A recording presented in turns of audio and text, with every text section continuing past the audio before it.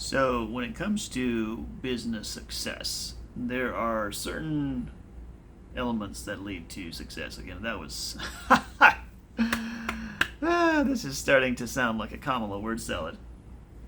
Of course, there are certain elements that lead to success, right? Whereas others that aren't as important for success. All right, so let's hone in here, boys. There are two categories that I'm thinking about that can affect business success. Now, one is traits that are very personal to the founder. So maybe the founder is very charismatic, able to really sell people on their idea, get a group of people around them who also believe and have them push forward. And that's it's sort of the charismatic communication skills of the founder are really kind of a lot of what build the business, right? Um, so that's one kind of approach to business, and I think some of the personal development material out there, I think, kind of buys into that way of thinking. Of like, well, if you just become a more amazing person, and then you will just grow your company, and it's kind of true. It can be true, okay. But there's another thing I've been thinking about recently, which is the fact that I kind of feel like the structure of your business is kind of like the soil for a plant. And the way your business is structured tends to is kind of the foundation for the result that your business produces, right? It's kind of this idea. It's more like systems thinking. It's more about this idea of like this. The results you get are from the systems you have, not necessarily from just the results that you want to get. But it's the systems you have in place are equal to the results that you're getting right now. So system structures pretty similar. Now structures I would maybe distinguish a little bit from systems, but I think they're so close we can probably use them somewhat interchangeably. So structure could be one of the other things. Could be pricing, how you have your pricing. It could be the types of services that you offer. It could apply to your marketing and sales funnel. I think that's a structure. I would not necessarily put the specifics of your marketing copy and imagery into the structure bucket. To me, that's a little bit more on the side of a little bit in the similar vein as the owner's communication style and charisma. Whereas it has some impact, but that's not what I'm talking about right here. So, I just find it interesting. I feel like to some extent, it's sort of that if you build it, they will come. Now,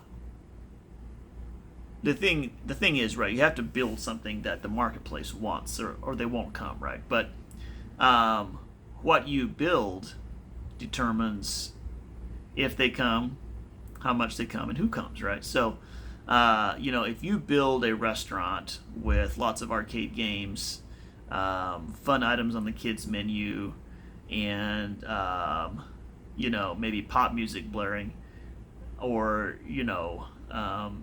hip hop or whatever whatever the young kids are listening to these days. You're probably going to get a younger demographic that comes to your store, right? The structure essentially of the store favors young people. Now, if on the other hand, if the store has a very classy interior, subdued music, staff in tuxedos, and extremely high prices, the structure of your business is a very different business. Your pricing structure is different. You're appealing to a very different clientele, and so you get some very different clientele. So either business could be very successful, but the structure of your business determines who comes to your business and participates with it. So it's one of the things I'm thinking about right now because I'm thinking about if I want to work with larger companies, And by the way, I do like working with small companies. I do like helping like small family businesses thrive. Like that's pretty terrific, and maybe the best thing out there in terms of marketing work. But suppose I wanted to work with some larger companies. Suppose I wanted to have some of the advantages of larger contract sizes and things like that.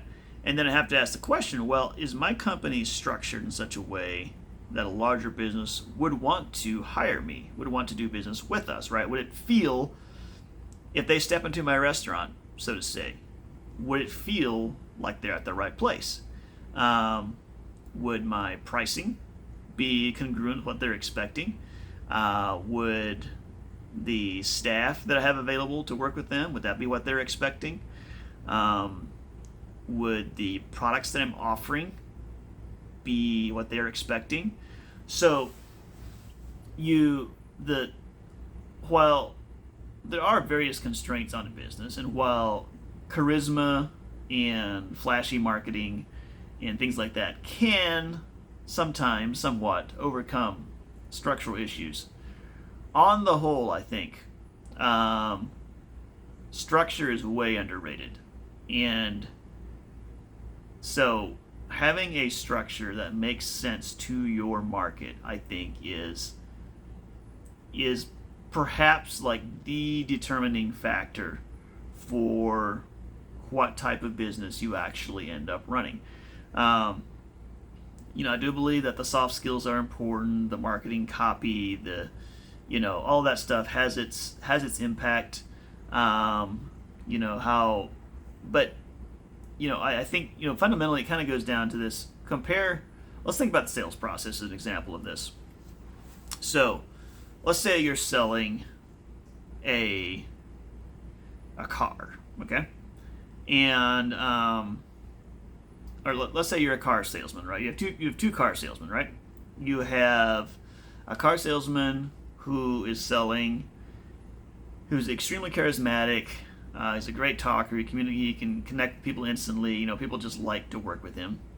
But he's selling cars that have a very poor track record and are not in demand. They're kind of, the pricing is off for the market. They're priced too high. They have a bad reputation in terms of quality, and demand is really low. And then let's say you have a very average car salesman. He can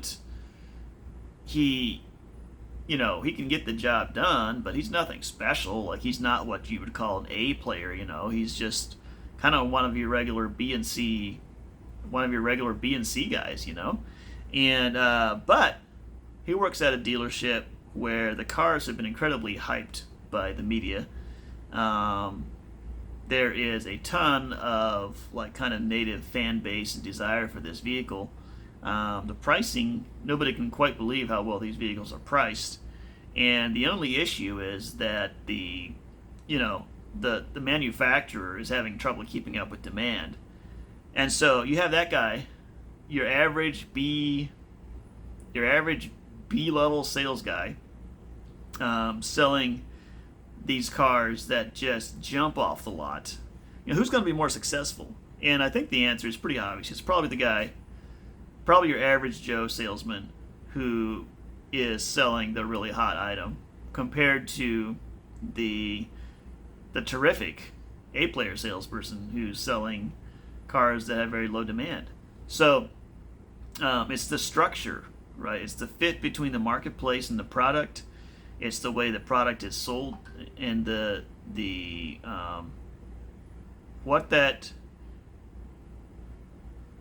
I say the fit between the product and the marketplace, I don't mean to say that just exactly the product offering is the only thing that this entails, but all the things that support it as well, right? It's that environment that you create with the business that you have. So if you have a serious professional business run with the expectation of being a serious professional business, I think you're going to attract clients who are looking for that kind of business. If you run a business that's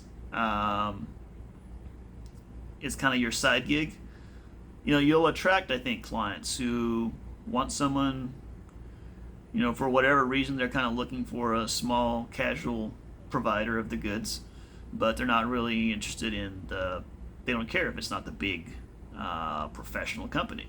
So